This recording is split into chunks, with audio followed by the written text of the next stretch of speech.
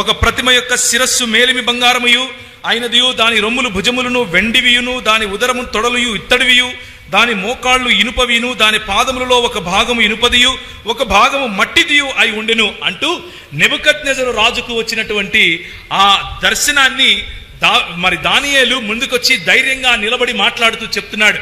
నీకు రాజా ఇది కనిపించింది, నీకు రాజా మమ్మల్ని నిర్వీర్యం చేయమని చెప్తున్నారు కదా, బాగానే ఉంది, అది జరగబోతుంది, కానీ ఇప్పుడు జరిగేది చెప్తాను. ఏంటి అనంటే, రాజా ఆ రాజ్యములో భేదములుంటాయి. 41వ వచనం, పాదములను వ్రేళ్లును కొంత మట్టుకు కుమ్మరి మట్టిగాను కొంత మట్టుకు ఇనుపదిగాను ఇనుపదగినట్టుగాను తమరికి కనబడను గనుక ఆ రాజ్యములో భేదములుండును.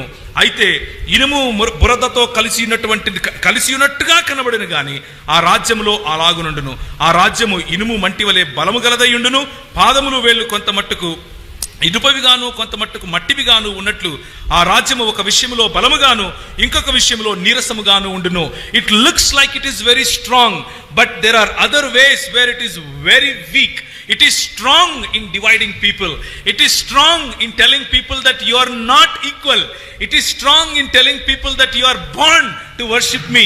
It is strong to tell people that we are the మేము పాలిస్తాం, మీరు అలా అణుచుకొని ఉండండి అని చెప్పటంలో చాలా శక్తి ఉంది.